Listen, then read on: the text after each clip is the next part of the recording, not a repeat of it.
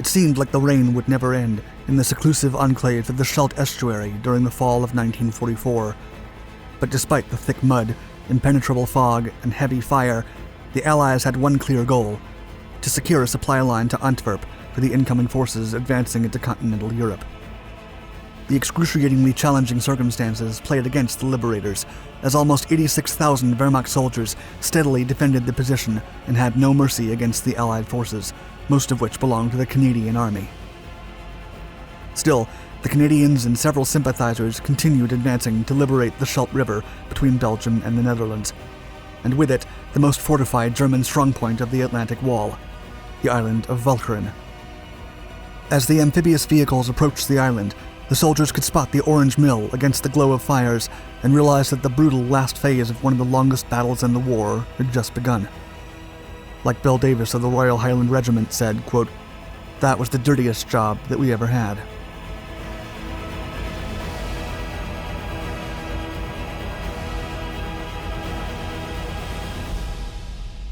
Beginning of the end. The Allies landed on Normandy, France, on June 6, 1944. Among the joint forces landing on the beach were the 3rd Canadian Infantry Division and the 2nd Canadian Armoured Brigade of the 1st Canadian Army.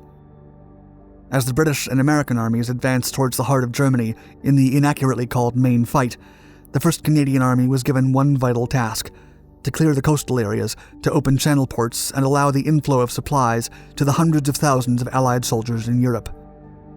Consequently, the 1st Canadian Army pushed eastward towards Belgium, fighting on the left flank of the bulk of the Allied forces. The 2nd Canadian Infantry Division then reached Dieppe and fortified the cleared ports, leaving some units behind, while the rest advanced into Belgium. By early October, critical port cities like Boulogne and Dunkirk were already under Allied power. Moreover, the 2nd Canadian Corps also freed southern England from rocket attacks, as they captured the German launching sites on the continent. At the same time, the 2nd British Army reached the southern Netherlands, and the British and American airborne divisions then attempted an operation alongside Polish allies to land behind the German lines and seize a bridge over the Rhine River at Arnhem. Operation Market Garden would go down in history as a failed mission, with 1,400 lives lost and 6,000 captured, suppressing any hopes of a speedy end to the war. Then, as the winter approached, securing a major port became a top priority. Eyes on the Scheldt. The British had seized Europe's 2nd largest port at Antwerp, Belgium, in early September, which had a full 45 kilometers of docks. However, the Germans still controlled the Scheldt River, a critical path that connected the port to the North Sea. As long as the sea approaches in the estuary remained under German control, the port could not be used as a shipping route to supply the Allies. The first phase would require the liberation of the surroundings of the Scheldt, and therefore the liberation of Antwerp, which would clear the supply routes into the Netherlands. As such, the 1st Canadian Army was ordered to open up the supply lines so that the Allied front could advance. Under the command of General Henry Duncan Graham Creer, the 1st Canadian Army was the largest ever under the control of a Canadian general. It was mainly comprised of 105,000 to 175,000 Canadian soldiers, but the total number of troops could rise up to 450,000 when they were assisted by British or American sympathizers, as well as many Polish, Belgian, Norwegian, French, and Dutch units. When General Creer had to return to England due to poor health, the mission was entrusted to fellow compatriot Lieutenant General Guy Simons. The joint forces under Canadian leadership would first strive to liberate Zuid-Beveland, or South Beveland, an island-turned-peninsula north of Antwerp, as well as the island of Walcheren to the northwest. Both enclaves belonged to the province of Zeeland, midway between western and eastern Scheldt, at the river's mouth into the North Sea. Many historians consider this battlefield area as the most difficult terrain that any soldier faced during World War II. Below sea level. Zeeland is a province in southwest Netherlands encompassing a multitude of islands and peninsulas. Its 2 main seaports are Terneuzen and Vlissingen, but its capital, Middelburg, lies in the middle of the island of Walcheren. The island, located in the North Sea, is bordered by the eastern Scheldt to the north and the western Scheldt to the south, and has served as a strategic point for ships going back and forth to Britain since the age of the Roman Empire. Given its preeminent importance, the Germans had fortified their positions on both estuary banks and entrenched themselves in bunkers defended by semi-buried heavy guns to make them impermeable to aerial attacks. In total, Walcheren was defended by about 86,000 men, 600 guns, and 6,000 vehicles mobilized after the Normandy landing in anticipation of an Allied advance. The new priority for the Germans was to fend off any invasion attempt along the Scheldt and halt the Allied advance into the rest of Europe. Furthermore, the island was not only part of the Atlantic Wall, but arguably the strongest concentration of defenses that the Germans ever erected as part of their system of coastal fortifications between 1942 and 1944. The infamous wall extended along the entire shores of Europe and Scandinavia, and many of the buildings still stand to this day. To make matters worse, the river was densely mined, effectively impeding Allied minesweepers from clearing the waterway. And the south bank consisted of flat floodlands enclosed by dikes, while the so-called polder country was below sea level, further supporting the area's defenses. Still, plans continued for the 2nd Infantry Division to head north from Antwerp on October 2nd, while the 3rd Infantry Division and 4th Armored Division would execute a second phase, clearing the Breskens pocket behind the Leopold Canal during what was dubbed Operation Switchback. As the mission launched, the Canadians and the Allies attacked from the south to secure the area between Belgium and the Dutch town of Breskens. Then, while advancing through soaking wet ground that flooded recently excavated trenches, the Allies met fierce resistance from the well-entrenched Germans. Corporal William Bill Davis, who fought with the Black Watch Battalion, later recalled in an interview, quote, "You may find this hard to believe, but it wasn't the fighting that bothered you.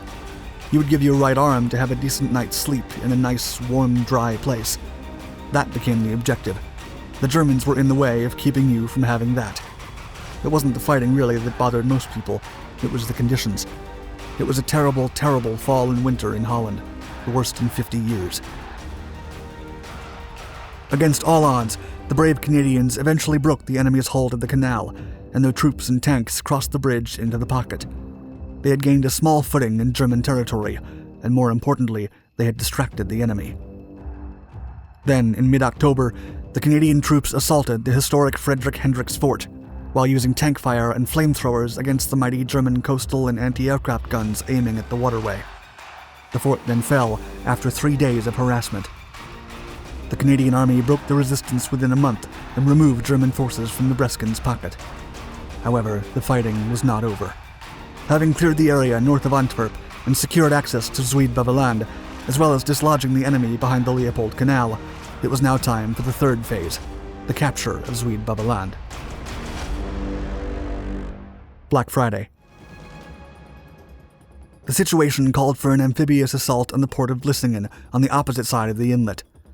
For the Germans, it was vital to keep hold of the direct access to the province and Walcheren Island if they were to thwart the Allied advance. Beyond the shipping lanes and ports, the site was also near a crucial military airfield. Meanwhile, the Allies, under the overall command of Field Marshal Bernard Montgomery, struggled to secure the entire area. Montgomery would later write in his memoirs, quote, "I must admit a bad mistake on my part. I underestimated the difficulties of opening up the approaches to Antwerp so that we could get free use of that port. I reckoned that the Canadian Army could do it while we were going for the Ruhr. I was wrong." The region was an obvious place for an invasion, and thus densely defended. Walcheren's seaward-facing defenses were stronger than anything the Allies had encountered back in Normandy. After the engagement at Leopold Canal, the 4th Armored Division drove into the town of Bergen-op-Zoom, and the onslaught began on the infamous Black Friday of October 13th. Despite the flooded land and the driving rain, not to mention the numerous booby traps and landmines that hampered their advance, the Canadians fiercely captured and defended the dike along the railway track leading to Vlissingen. The effort took a significant toll on the Allied side, with the 5th Infantry Brigade's Black Watch Battalion nearly wiped out. There were 145 casualties in total, including 58 losses, while no ground was gained that day. Moreover, the Germans captured 27 men. Marching on. A grueling battle against the relentless Germans and the rough surroundings ensued. through waterlogged thick mud and dense fog, the Canadians kept fighting until the end of October, when the region was secured, and the land link of the German forces between Zuid-Beveland and Walcheren was cut off. The next target was now the latter. An Allied coordinated assault of bombers and ground troops then engaged the 10,000 Germans defending the island in what was known as Operation Infatuate. Before the invasion, Royal Air Force Lancasters and Mosquitoes had targeted dikes around Westkapelle, Vlissingen, and Veere, hampering the German movement and flooding Walcheren, which facilitated the current invasion. The water levels allowed the Allies to execute amphibian operations, and on November 1st, commando troops boarded their landing crafts and headed for Vlissingen, while sustaining relentless artillery bombardment. Still under the dark of the early morning, the tank force approached the port under the codename Uncle Beach. While getting closer, the commandos could see the Oranje Molen, or Orange Mill, against the flames encircling the island from the aerial bombardment. The Canadians and Allies then reached the shore and liberated the city after several instances of brutal street fighting. Vlissingen was liberated on November 3rd, and the capital, Middelburg, soon after. The whole island was secured within 2 days as the Germans retreated through the last bridges available to them along the Scheldt Estuary. Sacrifice. The operation's 4 phases were successfully completed, and with the enemy now gone, mine-clearing operations commenced. The task lasted for 3 weeks and finished before the first Allied convoy entered the port of Antwerp on November 29th. The crucial operation paved the way for the Allied advance into Western Europe. And for the Nazis, the Battle of the Scheldt proved a major defeat. They suffered roughly 12,000 casualties, and 41,000 men were taken as prisoners. The Allies had triumphed, in great part due to the sacrifice of the brave Canadian troops, who endured half of the 12,873 casualties the Canadian Army suffered in total. Most of them are buried at 2 Commonwealth war cemeteries in the area, where they are still honored for their service. Still, those who survived continued the struggle and focused on the liberation of the rest of the Netherlands and Amsterdam the following spring.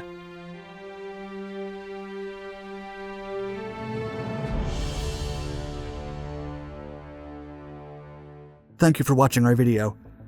Please let us know your thoughts in the comments below, and don't forget to give us a like. And for more exciting historical anecdotes, please subscribe to all of our Dark Documentaries channels, and stay tuned.